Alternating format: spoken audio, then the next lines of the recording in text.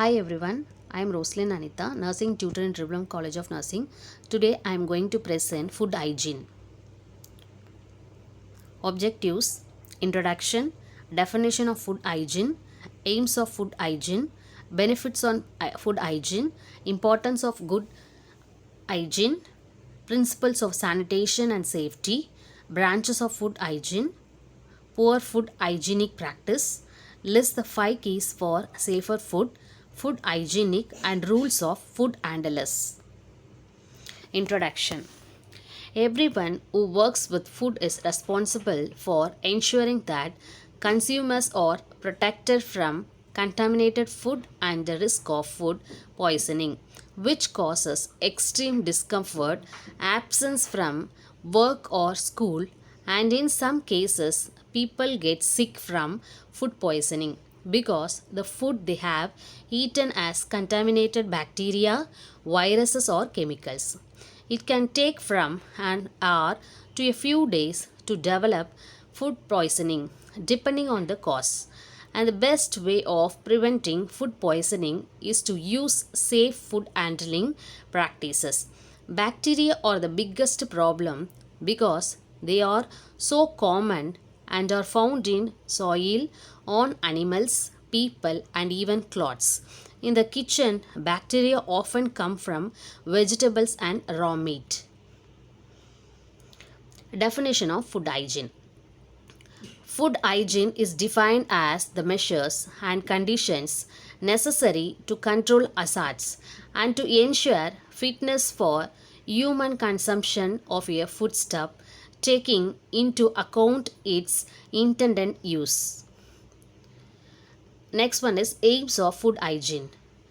Protect food from risk of contamination, prevent bacteria from multiplying to levels resulting in ill health, destroy bacteria in food through adequate cooking or processing. Benefits on food hygiene. Return of business through satisfied consumers,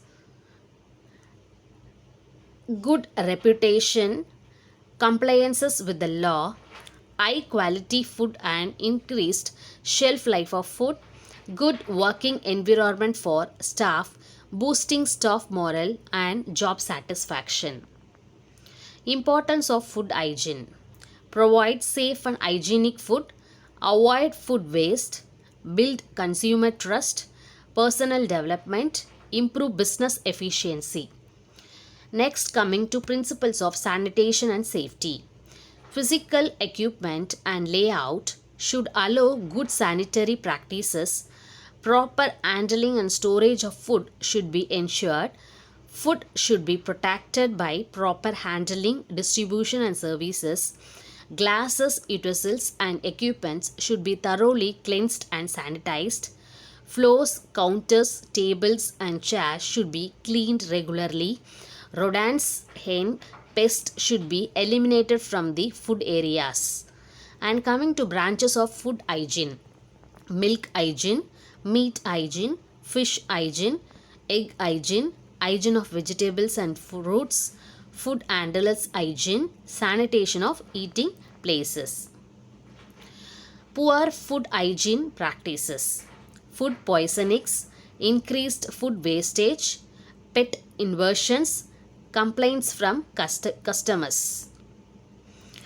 Coming to 5 keys for safer food: keep clean, separate raw and cooked food, cook thoroughly, keep food at safe temperatures, use safe water and raw materials. Next, coming to milk hygiene: clean and safe milk. First essential is a healthy and clean animal. Secondly, the premises when the animal is housed and milk should be sanitary. Milk vessels must be sterile and kept covered. Water supply should be bacteriologically safe. Milk handlers must be free from communicable diseases. Milk should be cooled immediately to 10 degrees centigrade after it is drawn to retard. And methyl blue reduction test. It is an indirect method for reduction of microorganism in milk. Test is carried out on milk accepted for pasteurization. Definite quantity of methylene blue is added to 10 ml of milk and sample is held at a uniform temperature of 37 degree until the blue color is disappeared. Methods of pasteurization. Holder's bath method. In this process, milk is kept at 63 to 66 degrees centigrade at least 30 minutes and cooled to 50 centigrade. And HTST method, milk is rapidly heated to the temperature of nearly 72 Celsius, is held at the temperature for not less than 15 seconds and is then rapidly cooled to 40 Celsius. Coming to meat hygiene. Meat hygiene, the diseases which may be transmitted by eating unwholesome meat or tapeworm infestations, Tinea sancta, trichinalis paralysis, and fascicular hepatica. Meat inspections. Animals intended for slaughter are subjected to proper antemortem and postmortem. Inspections by qualified veterinary staff. And meat inspection is a very important process before being accepted or rejected. Slaughterhouse hygiene. Hygiene of slaughterhouse is important to prevent contamination of meat during the process of dressing. There is a Model Public Health Act 1955 in India which standardizes on location, structure, disposal of waste, water supply, examination of animal storage of meat, transportation of meat, and miscellaneous other activities connected with meat processing. And slaughterhouse locations, preferably away from residential areas. Structure, floors and walls up to 3 feet should be impervious and easy to clean. Disposal of waste, blood and offal, etc. should not be discharged into public space but should be collected separately. Water supply should be independent, adequate and continuous. Storage. Meat should be stored in fly-proof and rat-proof rooms for overnight storage. The temperature of the room shall be maintained below 5 degrees Celsius. Transportation of meat. The meat shall be transported in fly-proof covered vans. Coming to fish hygiene. Fish deteriorates or loses its freshness because of autolysis which sets in after death and because of the bacteria with which they become infected. Stale fish should be condemned. The signs of fresh fish. It is in a state of stiffness or rigor mortis. The gills are the bright red. The eyes are clear and prominent. Fish deterrence or loses its freshness because of autolysis which sets after death and because of bacteria which has become infected. Tinned fish hygiene. Inspection of tinned fish. The tin must be new and clean without leakages or rusting. There should be no evidence of having been tampered with such a sealed opening. And opening the tin, the content should not blow out, which indicates decomposition. Coming to egg hygiene.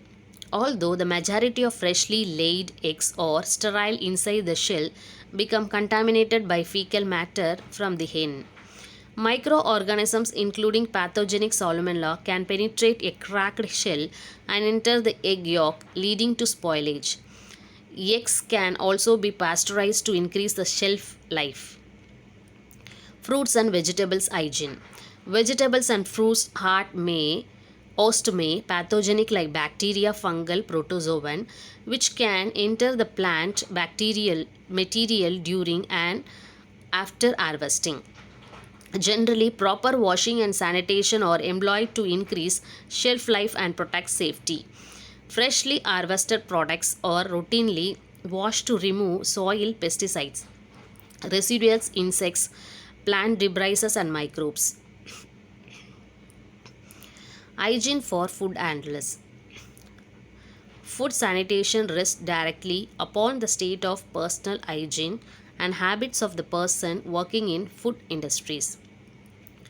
The infections which are likely to be transmitted by the food handlers are diarrhea, dysentery, typhoid, paratyphoid fever, enterovirus, viral hepatitis, protozoa cyst, eggs of helminths, streptococcal and staphylococcal infection, and salmonellis. Rules for food hygiene handling. Medical examination carried out of all food handlers at the time of employment. Any person with a history of typhoid fever, diphtheria, chronic dysentery, tuberculosis, or any other communicable diseases should not be employed. Persons with wound skin infection should not be permitted to handle food or utensils. The day to day health appraisal of the food handlers is also equally important. Those who are ill should be excluded from food handling. Any illness which occurs in a food handler's family should at once be notified. Education of food handlers. Education of food handlers in matters of personal hygiene, food handling, utensils, dishwashing, and insects of rodents control is best means of promoting food hygiene. Personal hygiene to be promoted. Hands. The hands should be clean at all times, scrubbed and washed with soap and water immediately. After visiting a lavatory, nails should be kept trimmed and free from dust. Hair to provide covering to the head. Overalls. Clean white overalls to be worn by all food handlers.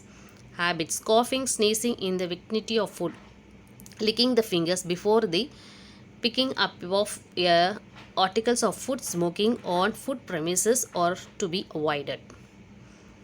Conclusion. Food not only agricultural or trade commodity but also the public health issues. Food safety, an essential public health function, must be integrated with three sector government, industry, and consumers. Necessary that the food safety forms an essential component of health based nutritional policies and nutrition education. Thank you.